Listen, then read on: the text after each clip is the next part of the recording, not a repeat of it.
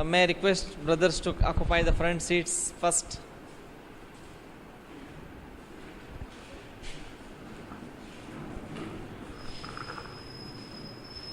Hope you all are doing fine today. Yes, no? Yes. How many of you are here for the first time today? 1, 2, 3. Your hand was raising and came down. No. One time you have come. How long you have not been coming? For Ramadan you came. First time. How did you come to know? You saw in the newspaper? Which newspaper? Today? Today itself? Great. You too? From one person. Who is that? He attends these programs? Okay, mashallah. Through your friend. Okay. And how about you, brother? How did you come to know about this program? Your friend told about this program to you. Mashallah. So hope you will find this program useful, interesting and empowering. As some of you know, we have been doing this program for quite some time now, almost 3.5 years. It's a 4-hour program, 10 to 2 o'clock, 10 to 11:30, 12:30. We have one-to-one interaction based program where we guide students for their career opportunities, etc., etc.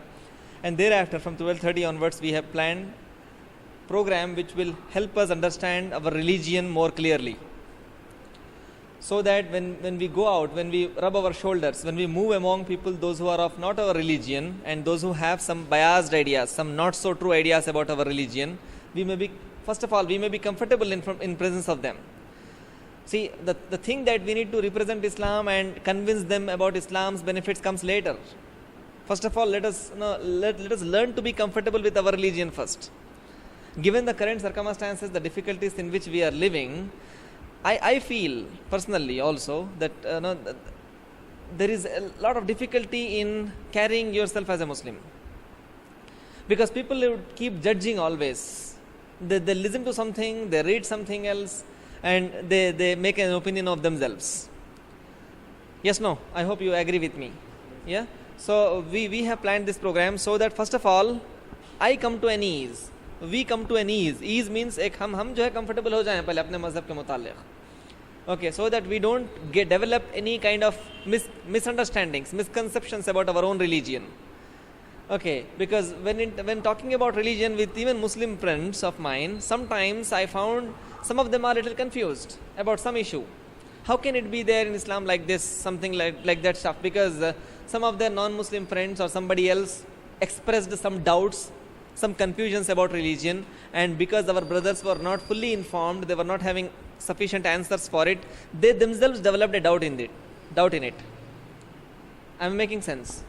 Okay? क्योंकि इनके पास खुद जवाब मौजूद नहीं था. वो जो confusions जो उनके गैर मुस्लिम दोस्त वगैरह बता रहे थे, तो उनके पास क्योंकि खुद जवाब नहीं था, वो लोग खुद कन्फ्यूज़ हो गए. तो वो कन्फ्यूजन जो है अब हमारे रिलीजन यानी अपना जो ईमान है उसको कम कर सकता है. As it is काफ़ी कम हो जा रहा अपना ईमान रोज़ बरोज़, isn't it? So this confusion may still deteriorate the situation और मज़ीद ख़राब कर सकता है. So with the intention of becoming ourselves more comfortable with our own religion, we have started this program. And in this program, we are discussing about the Sirat of the Prophet sallallahu alaihi wasallam, Siratun Nabi. Okay, one maybe view among some of us would be okay, Siratun Nabi sallallahu alaihi wasallam है, no, we need to know about that. हमें उसके ताल्लुक़ से मालूमात होने चाहिए. कभी कभी आप लोग भी जो है इस तरह से ये पॉइंट को जो है फेस किए होंगे, जब आप किसी को जो है नबी करीम सल्लल्लाहु अलैहि वसल्लम का ये तरीक़ा था बल्कि अगर बताएंगे तो हम उनकी बराबरी कहाँ कर सकते हैं, हमारे से वो नहीं हो सकता, वो तो पैगंबर थे, इस तरह की जो है जनरल ओपिनियन जो है लोग शेयर करते हैं. सो most of us have put the biography of the Prophet sallallahu alaihi wasallam as something very respectable. It is indeed respectable. I'm not saying that it is otherwise, but it is out there. I have nothing to do with that. It's only to know. मालूमात के लिए जो है अच्छी है, बल्कि ऐसा general perception बन गया है. Whereas actually the biography of the Prophet sallallahu alaihi wasallam, the Siratun Nabi, should be used by us as a guide, as a guideline, as a manual. Okay, one lame example. After that, I'll share a good example with you, inshallah. One of the president of America, I'm forgetting his name, after Abraham Lincoln, Okay, he writes in his book that he has fixed the photograph of Abraham Lincoln behind his seat. Okay, if this is his desk, there is a big picture of Abraham Lincoln stick on the wall. He says, whenever I'm at difficulty, whenever I'm confused what to do, I would just turn my seat and look at Abraham Lincoln and think what Abraham Lincoln might have did if he was in this situation. Abraham Lincoln is considered to be one of the humble, polite president of America.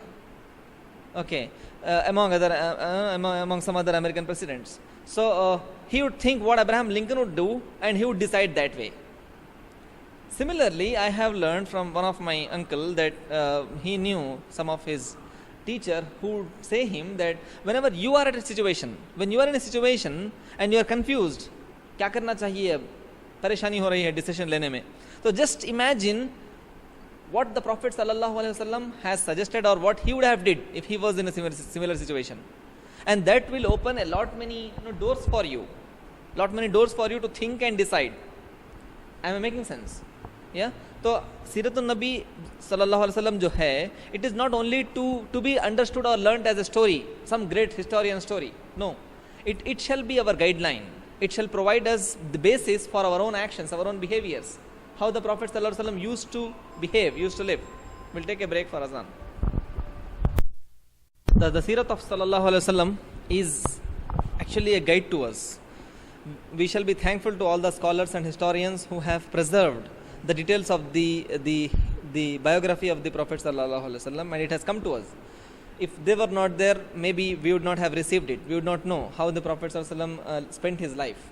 There are so many details. I read in another book where one of the Christian author writes that the personality of the Prophet sallallahu alaihi wasallam is the only personality in the entire history of humanity who has been so widely written. Nobody else is so widely written. There are books on other people of the world also, but not as much as the Prophet sallallahu alaihi wasallam's life. So we need to be thankful to our historians for giving us that particular treasure. Now I know I'm present to the fact that some of you would not be regular to this type of sessions. You have come today, maybe next time you may not come, or you may come for 3-4 sessions and you may drop because of some important works, etc., etc., etc. So apart from these sessions, I request all of you to buy a book of the Siratun Nabi sallallahu alaihi wasallam. You may find that in any language these days. Okay, buy a book and keep reading it. Read it. Let us develop an understanding about the Prophet's lives. Maybe some of us know more about other celebrities than we know about the Prophet, peace be upon him. Yes, no, and that is not appropriate. So let us learn from the biography of the Prophet sallallahu alaihi wasallam. So we have been doing this biography discussion for quite few months, and we discussed about the prophets before the Prophet sallallahu alaihi wasallam also in Arabia. Then we discussed about the conditions in Arabia during the Prophet, before the Prophet sallallahu alaihi wasallam, the birth of the Prophet, the conditions of his childhood, his adulthood, his youth, his marriage, his business trips to other places. Then we discussed about the revelation of the Holy Quran, the beginning of the revelation, we should say. Then we talked about how he started preaching Allah subhanahu wa ta'ala. Now this is the point I often mention, and I would like to mention now also. If we look at the sequence of events, the series of events in which the history has taken place, first the revelation to the Prophet sallallahu alaihi wasallam. We all know what was the first revelation. It was read in the name of Allah. Iqra bismi rabbikal ladhi khalaq. So the first thing which was propagated to the Prophet was to read, to be informed, to get informed. If we take it in literal sense, if we understand this, Allah subhanahu wa ta'ala wanted to reveal the Quran on the Prophet, so he asked him to read. So that's a lesson for us, first of all. And in the first lesson, it was not asked to him to go and propagate about Islam. First revelation was just to read. Okay. Second was to convey Islam to the kith and kin. That means the near and dear relatives. Okay. Second stage. First was to the Prophet sallallahu alaihi wasallam himself. Second was to warn the near and dear relatives. Third was to go open. So this is the model which we need to follow when we also go out. But unfortunately, some of us do the otherwise. We come from the out first. Let us do it outside first. Then comes our relatives. Then comes me. Okay, it shall be this way. Me first, then my relatives, then comes to my outsiders. Okay, this is the order which we need to follow, because this is the order Allah subhanahu wa ta'ala himself instructed to the Prophet, peace be upon him. I am making sense. So we discussed about these things also, where the Prophet sallallahu alaihi wasallam went to the Mount of Safa and he declared openly about his prophecy. Some the people returned back because Abu Jahl resisted it. Then slowly the Meccans started prosecuting, troubling, oppressing the people, those who accepted Islam. Hazrat Abu Bakr Siddiq radhiyallahu ta'ala was the first free man to accept Islam. Hazrat Khatija accepted, his first wife, Prophet's first wife accepted Islam. And slowly the people were coming into the folds of Islam, and those who come into the fold of Islam, they were subjugated to oppression. Meaning उनके ऊपर जो है मजालिम शुरू कर दिए गए. किन के थ्रू? वो जो लोग जो इस्लाम कबूल नहीं किए थे, जिनको अपना पुराना मजहब अजीज था, they were actually forcing the people, those who accepted Islam, oppressing them. But the Prophet sallallahu alaihi wasallam never asked them to retaliate. Okay, and this is where some historians believe Gandhi got a lesson from the Prophet, peace be upon him, of not retaliating. And see how much power it has. Some of us feel that no, we need to retaliate every single thing. कुछ भी अगर कोई घूर के देखा तो उसको घूर के नहीं देखे तो हमारी अना कम हो जाती. हम ट्रैफिक में जा रहे हैं, सामने वाला बंदा, उसकी गलती होंगी शायद, उन्हें घूर के देखा तो अपना फर्ज बन जाता उसको घूर के देखना. नहीं देखे तो जो है अरे इतनी भी बेगैरती क्या है, सवाल आता हमारे ध्यान में. It is not the way which is taught to us actually, isn't it? जहाँ पर ज़रूरत है वहाँ पर जो है अपने को उठ के ठहरना भी है. That's another issue, but not on every single issue. Okay, and so the Muslims were oppressed, उनके ऊपर मजालिम वगैरह किए जा रहे थे, but they were still keeping low profile. They were being silent. They were accepting all the oppression, but they were not retaliating because there was no instruction. Allah subhanahu wa ta'ala अभी जो है कोई ऐसा हुक्म नहीं जारी किया था जिसमें जो है उनकी मजालिम का जो है जवाब दिया जाए. Okay, so we discussed about this, and not only the people, those who accepted Islam, but the Meccans were even oppressing the Prophet sallallahu alaihi wasallam himself also. Okay, now there are quite a couple of lessons for us also in this. One of my known person keeps telling this particular phrase. He takes it from a particular poetry. He says, "हम क्या है तोहमतों से पैगंबर नहीं बचे." Who are we when the prophets themselves were not spared by the criticism or the allegations of other people? It's okay. No, हमारे ऊपर अगर कुछ जो है लोग criticize करते हैं, condemn करते हैं, allegation लगाते हैं, तो it's okay because the prophets themselves were not spared by that. Now look at the response of the Prophet sallallahu alaihi wasallam. नबी करीम सल्लल्लाहु अलैहि वसल्लम का response क्या था इसके बदले में? आप ये छोटे-छोटे वाक़यात मशहूर हैं, हम अक्सर कई दफ़ा सुने हैं. एक औरत थी जो हुजूर पे कचरा फेंका करती थी, yeah, and they used to curse him. And we know incidents where the Prophet sallallahu alaihi wasallam was worshipping at the holy Kaaba, and they brought the intestine of dead animal, किसी ऊँट का उसके intestine लाके जो है हुजूर के ऊपर डाल दिए, हत्ता के जो है उसके वजन से आप उठ नहीं पा रहे थे. हज़रत फातिमा ज़हरा रज़ियल्लाहु अन्हा देख के जो है निकाले जब आप उठ सकें. और एक सिचुएशन पे जो है अबू जहल जो है लाके बकरी की सड़े हुए जो है कुछ इंटेस्टाइन्स लाके हुजूर के कपड़ों के ऊपर डाल दिया. This type of incidents were there in the Prophet's life, but the Prophet sallallahu alaihi wasallam did not retaliate. Because see, for example, I give a simile example like this in other contexts. मसलन जो है आपके पीछे शेर लगा हुआ है, समझिए शेर पीछे लगा हुआ है, आप भाग रहे हैं आगे, ओके, और उस वक्त पे आपको चिमटी काटी, आप क्या करेंगे? Will you pay attention to the ant? You will not pay attention to the ant. Now similarly, take it otherwise. आपके सामने एक बहुत बड़ा मकसद है, very big ambition. Okay, your ambition is to reach to the mount of Himalayas. Himalaya के ऊपर जाना है आपको, और जो है रास्ते में कुत्ता भौंक रहा, अब बंडा मार लेते चले जाते उसको. Will you stop there to hit at the barking dog? Winston Churchill says, you will not reach your destination if you throw stones at every barking dog. हर भौंकने वाले कुत्ते पे पत्थर मारने लग गए अगर, तो मंजिल पे नहीं पहुंचते. Our time will be spent on that. Your job is to reach the destination. And the Prophet sallallahu alaihi wasallam was ambition, as Allah has destined, was to see the entire Makkah accepting Islam without the shed of a single drop of blood. तो ये जब ambition था, तो ये छोटे-छोटे जो वाक़यात हुजूर के साथ हुए हैं, हुजूर के लिए छोटे थे, हमारे लिए नहीं है अगरचे के, but the Prophet sallallahu alaihi wasallam used to ignore them. Okay, because that was a part of the scheme. I am making sense. Why I am emphasizing on that is that there is a learning for all of us in that. हमारे लिए जो है इसमें एक जो है सीख है, एक सबक है. when we meet difficulties, जब हमारे सामने जो है मुश्किलात या जो है इस तरह की परेशानियां आए, when people talk ill against us, how shall we respond to it? Shall we take stones in our hand, or shall we imitate the Prophet sallallahu alaihi wasallam's behavior? It has a long effect. अगर जो है हम हुजूर के तरीक़े को अपनाएंगे तो उसका जो है असर देर पा रहेगा, लंबा रहेगा। अगरचे कि देर से मिलेगा इफेक्ट, इमीडिएटली नहीं मिलेगा, मगर इमीडिएटली हम जब रिस्पॉन्ड करेंगे तो क्या होता है, we are closing all the doors. हम जो है वो जो सुलह के जो मुमकिन दरवाजे थे वो सब बंद कर दे रहे हैं, अगर हम जो इमीडिएटली नेगेटिवली रिस्पॉन्ड कर रहे हैं तो। We need to let go certain things. So the Prophet ﷺ was even troubled by the Makkans, but still he also did not retaliate, and we have discussed till here in the previous sessions. Now let us move ahead. Even some of the people were asked to go and talk to the Prophet ﷺ. So a small group of people came to the Prophet and they wanted to tell him that they are ready, the Makkans are ready to give whatever the Prophet wants. If you want treasures, we will give you treasures. If you want some beautiful woman to marry, we are going to give that also to you. If you want some status in the society, we are going to share our status with you in the society. They offered all the things to the Prophet ﷺ, but the Prophet declined. He said, even if you place a sun in my hand and moon in another hand, I am not going to give up on this call. Okay, so the Prophet ﷺ was not ready to get bribed by them. They were trying to bribe. Corruption जो आजकल राय ज़्यादा हो चुका है, that is there since past also. They were actually trying to bribe the Prophet ﷺ, and he declined the offer. Okay, there is a lesson for us also in this.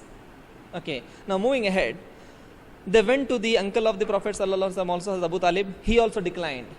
First of all, he came to the Prophet ﷺ and said, oh my nephew, now I have grown old, I may not be able to defend you. The Makkans are offering these things to you. So the Prophet ﷺ declined the offer of the uncle also. Then, as the persecution means zulm, as the persecution of the Makkans increased on the believers, the Prophet ﷺ suggested them to go away from the Makkah, spread in Allah's world and find your sustenance. That means find your living. The Prophet ﷺ suggested them. So as a group of few people, it is said that there were 11 men and 4 women who went for the first time outside Makkah to live. That is known as the first hijrat of some Sahaba. In this, the famous people to be known are Hazrat Usman Razallahu Ta'ala anhu. He, along with his first wife, the daughter of the Prophet Sallallahu Alaihi Wasallam, migrated from Makkah towards a place in Africa known as Abyssinia. At that time it was known as Habasha. Okay, so they migrated from this place to Habasha. Now there is one understanding for us in this about migration. Okay, Islam never puts a condition on us to remain in a place where we have fears, difficulties, etc., etc. We are not bound. If we are bound culturally, we are bound societally, we are bound by our relatives.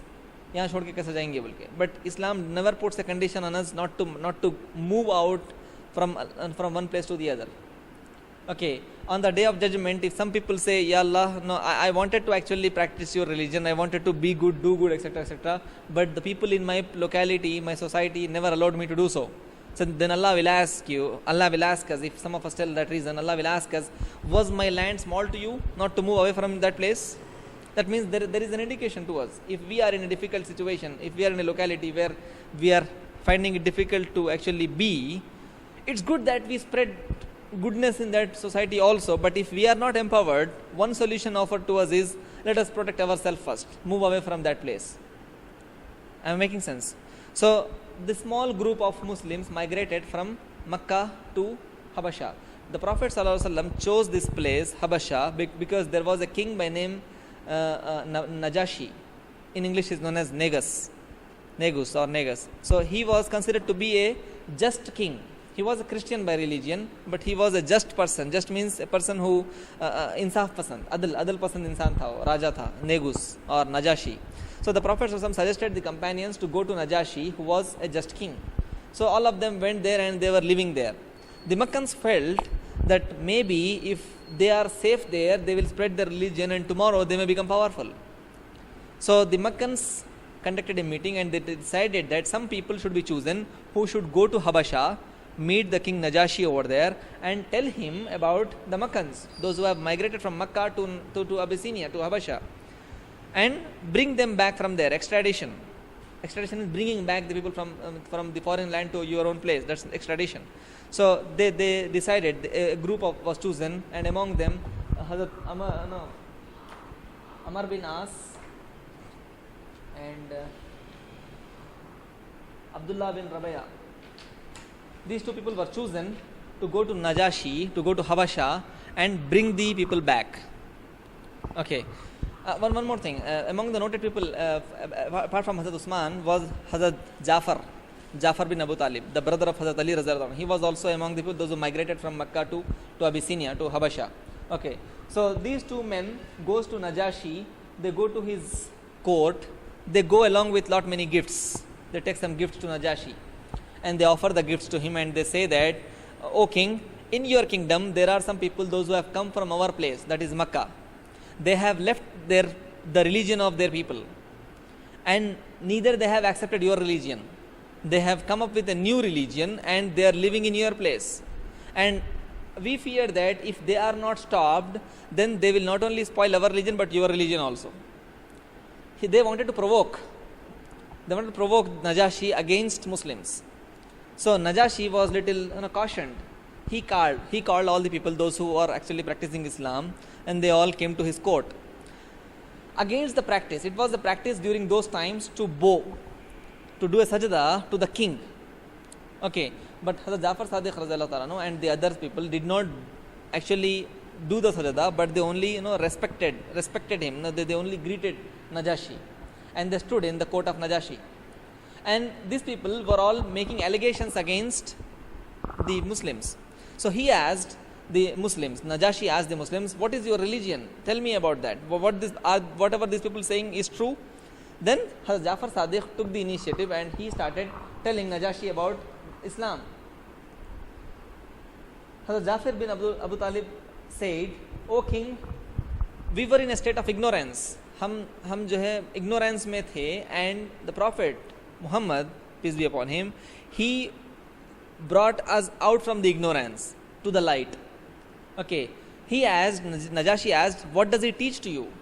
Then Hazrat Jafar replied, he calls us to one God. He orders us, he instructs us to worship only one God and not to associate partners with him. Okay, there is one God, there is no partner to him. He is, we know the Surah Qul Huwallahu Ahad. He is neither begotten nor he begets. Na wo kisi ki aulad hai, na uski koi aulad hai. Okay, so he calls us towards one God, worshipping only one God. He asks us to be truthful. Now, one of my known person was telling me, this can be considered as one of the best document to actually present what is Islam. If you want to present to others what is Islam, consider what Hazrat Jafar Sadiq said to Najashi. If those things are said, they are actually very powerful.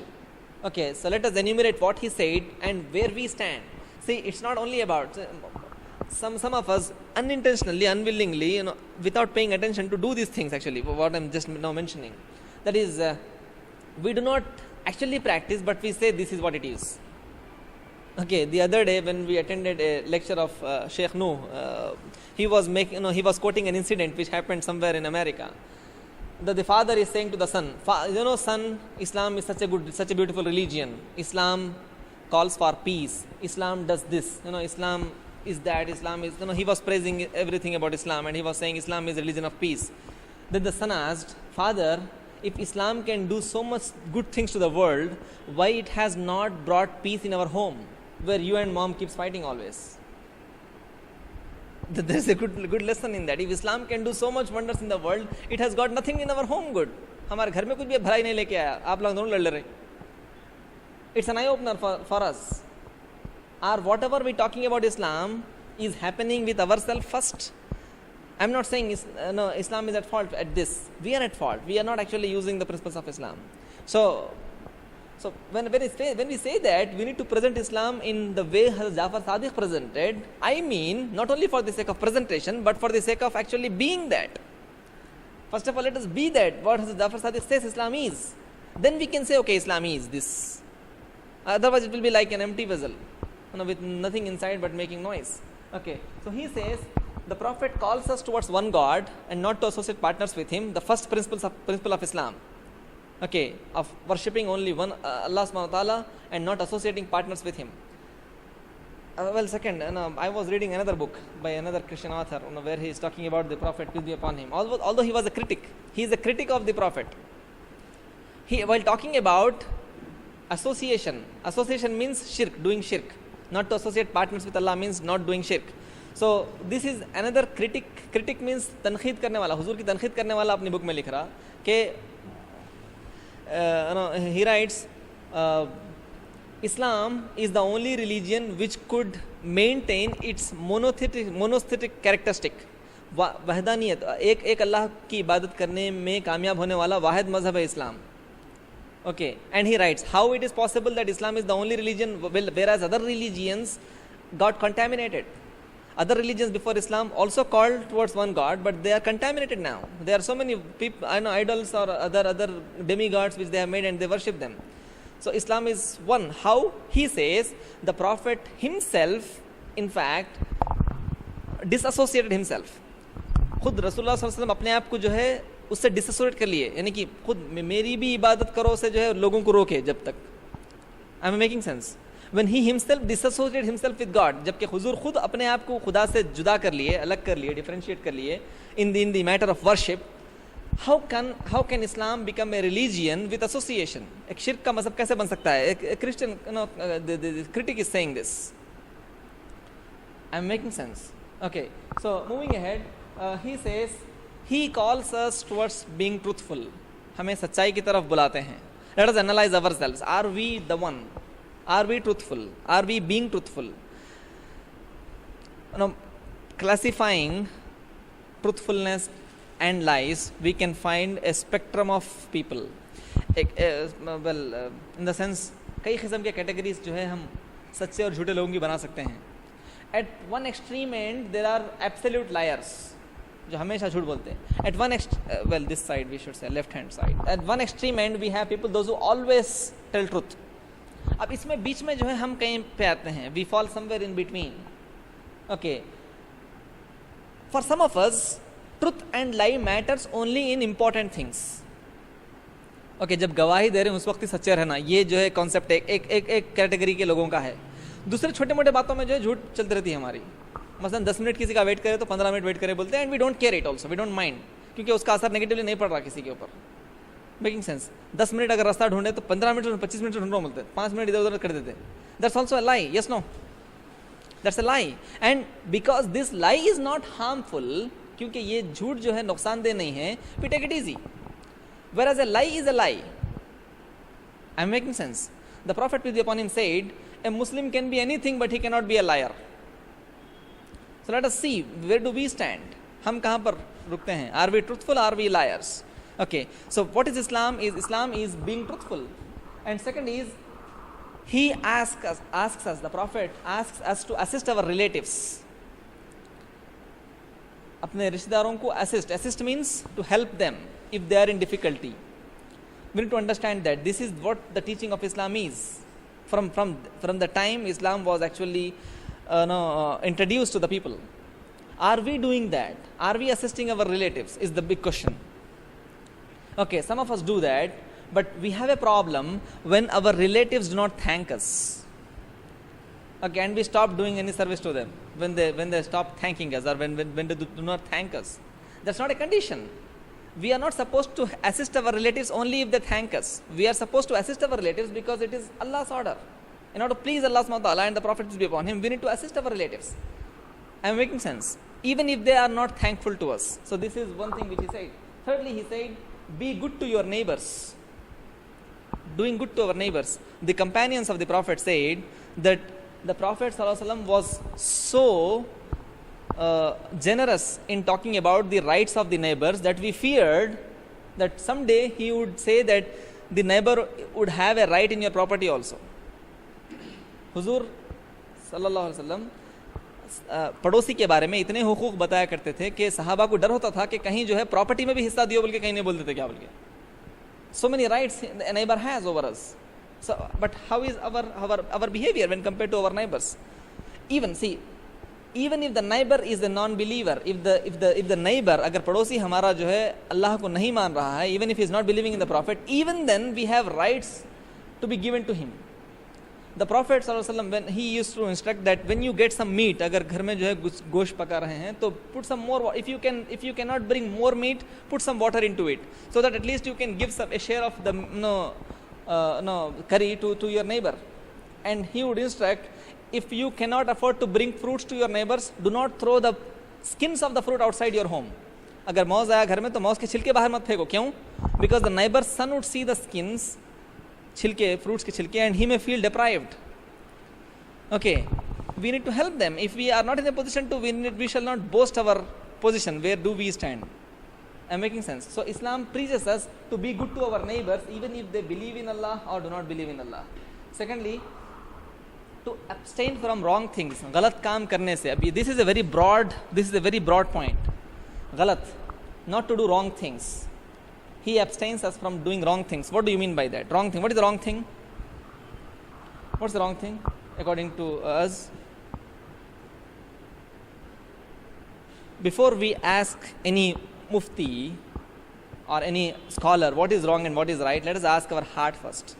If we ask our heart, whatever am I doing, is it right or wrong, then we may get an answer to that. Very unfortunately, because of the contamination of our thought, some of our wrong things also look good to us. At that time we may require a mufti, maybe, isn't it, to know from him whether what we are doing is right or wrong. Okay, but given the human conscience, यानी कि हमारे खुद के ज़मीर को अगर हम जो है तसव्वुर करें, तो our Zamir will tell us, our conscience will tell us what is right and what is wrong. So the Prophet asks us to avoid doing wrong things and asks us not to be a false witness. गलत गवाही से. We shall not be a false witness in any case. That's what the Prophet said. Finally, not to rob orphans. यतीमों के माल को ना हड़पो. Regarding this also the Prophet ﷺ has suggested. So this is what actually Hazrat Jafar Sadiq saying to Najashi about what is Islam. He asks us not to rob the orphans, but to give the rights to the orphans. जो यतीमों के जो हुकूक हैं वो उनको दे दिया जाए. Okay. On the sidelines, because this kind of incidents are happening so often in our society, with regards to property sharing, isn't it? Well, those who are in power, those who can control things, those who have good contacts, they would take a bigger share from the property, and they would give lesser to the other brother or sister, and they think they are doing right. That's not, isn't it? Even if the brother is alive, say this point is about orphans, isn't it? Okay, although this is about orphans, but if we look at in totality, in whole teachings of Islam, doing this type of behavior is not right. Sometimes we find our near and dears doing this, taking a bigger share for themselves for XYZ reasons, like, I have more responsibilities, so I shall have more. There is no such place for this kind of things in Islam. Islam teaches equality. Okay, if one brother is making his heart big and giving something more to the other brother, it's well and good, accepted.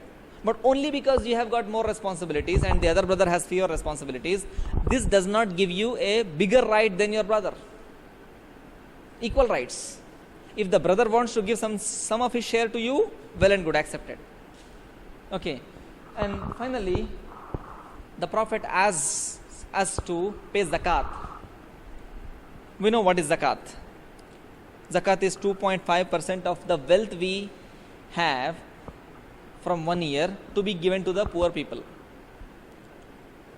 Okay, so when Hazrat Jafar Sadiq said to Najashi that these are the teachings of the Prophet, then he was surprised. He was happier at this, and he said that, okay, there is nobody who is going to harm you anymore. You can live in my country. So he gave them permission, because of which Amr bin As and Abdullah bin Rabaya, they were unhappy. There are two versions in this. The historians mention two things. One is, after that the court was dispersed, everybody returned back. The Muslims started living happily, peacefully in Habasha. This is one version. And what happened in the night, again Amr bin As gets an idea, and he comes back and says, what they talk about your religion, because Najashi was a Christian. So he comes back and says, you know what Muslims think about your religion? They view Jesus Christ, peace be upon him, in a bad light. This is one version. Second version says, okay, before that, Najashi asks, one of these people, Amr bin As, says to Najashi, ask them about your religion. What is their opinion about your religion? So Hazrat Jafar Sadiq reads the verses of Surah Maryam, few verses of Surah Maryam, where the people during the times of Hazrat Isa alayhi salam, they make allegation against Maryam alayhi salam. So Maryam alayhi salam says, don't ask me, ask the son, ask Isa alayhi salam. He was still a boy in the hands. They say, how can a small voice speak out? Then Isa alayhi salam himself speaks out that I am the prophet of Allah, I am the Ruh of Allah. So these incidents he reads. Najashi becomes very happy and he leaves them. Okay. Then Amr bin As says, ask them about Jesus, what opinion they have about Jesus. So he asks them, what is your opinion about Jesus Christ? Because Jesus was worshipped by the Christians out there. So they say, we believe Jesus Christ was a prophet of Allah. He was the spirit of Allah, the Ruh Allah. We also call him Isa Ruhullah, isn't it? So he was the Ruh of Allah. And that's it, they stop. So Najashi draws a line on the floor and says, this is the difference between your religion and our religion. A small difference between yours and mine. You can live in our country peacefully, happily, nobody will harm you. Najashi returns back all the gifts given by Amr bin As and Abdullah bin Rabaya to them, and he sends them back. They return back and they feel bad about that. Okay, moving ahead. Just to add one more point to that, the scholars of Najashi, they say to Najashi and other people in the court that the verses we have heard, the Surah Maryam verses, the verses we have heard seem to be coming from the same source from where Jesus Christ, peace be upon him, used to get verses, or Musa alayhi salam used to get the verses. It seems to be flowing from the same fountainhead, because the frequency, if we talk in current days language, the verses were of a particular format. And the format seemed to be same to the scholars. So they said this. Okay. But some of the Christians, some of the people, those who were very staunch, they were actually, they were feeling offended by that. They felt that Najashi, the king, would accept Islam now and he may become a Muslim. So, in order to maintain the situation, status quo, Najashi did not accept Islam on the face of it in front of them, but he said, you are safe here. So it is mentioned in other books that the Prophet, when Najashi passed away, when Negus passed away, the Prophet, peace be upon him, offered a namaz janaza for Najashi. Namaz janaza ghaibana. That's where we take the reference from for offering namaz janaza ghaibana. If somebody dies somewhere, not in front of us, not in our society, then still we can offer a namaz janaza for him in absentia, where that person is buried already out there. So you can offer a namaz janaza here. Okay. By the way, what is namaz janaza? Why do we offer a namaz janaza? Yes, anybody? What is it? Anybody? Sorry? क्या है क्योंकि हुजूर पढ़ा करते हैं इसलिए हमको पढ़ना है. Definitely, all that we do in religion is because the Prophet did it or ordered it. Okay, but what is the logic behind it? What's the logic behind namaz janaza? Anybody? It's a dua maghfirah. Okay, namaz janaza. No, we do not bow in namaz janaza. Sajda करते namaz janaza में नहीं क्यों? क्योंकि मैयत सामने रहती है हमारे. Yes, no. But what is if we go by the contents of namaz janaza, it's a very the namaz janaza's procedure is not too big. Okay, and the dua of namaz janaza is also very small, very precise. Okay, we can unfortunately, I believe that most of our Muslim brothers actually do not know the dua in namaz janaza, which is hardly 3 lines long.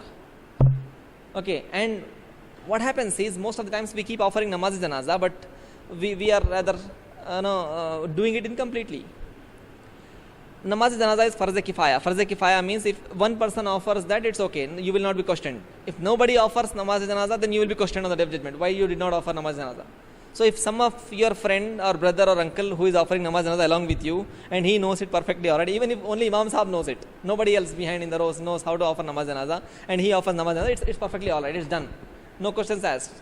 But why shall we be spared? Okay, I got this point when I was offering namaz janaza of one of my relative during my school days.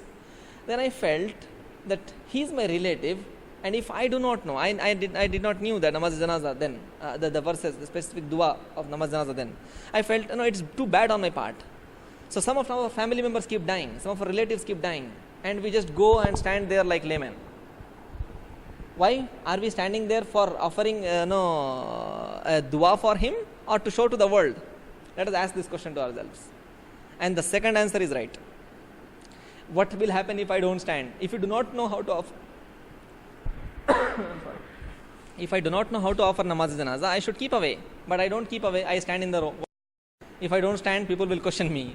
What kind of person is he? He is not offering namaz janaza of his brother also, his family member also, his relative also. So I stand there. So the answer is, I stand it for the sake of the world, to show to the world. In order to come out of this particular, that's a lie also. If I do things which I don't actually mean, it's a lie also, isn't it? What is the solution out of this? Solution is, let us remember. Yaad kar lenge chaliye. It's three line long, hardly 3 line long. Okay. So that's the dua maghfirah that we need to offer when somebody dies. So the Prophet, peace be upon him, offered namaz janaza ghaibana for Najashi, the king of Abyssinia. Okay. Moving ahead, once Hazrat Abu Bakr Siddiq radhiyallahu ta'ala also wanted to migrate from Makkah to Medina. Okay.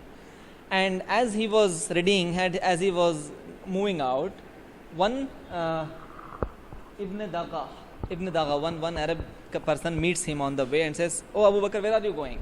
Then he says, "I am going in the land of Allah, land of the God, where I can live peacefully away from these problems of Makkah." So he says, "How can you go? You are such a big resource to Makkah. You help the poor people, you do a lot of service to the Makkans. How can you go?" Then he offers that if you be in Makkah, I offer you protection. So Ibn Daga brings Abu Bakr Siddiq back, and he says openly into the Makkans that Abu Bakr is in my custody now. If anybody tries to, nobody can harm him now. I take his protection, he says.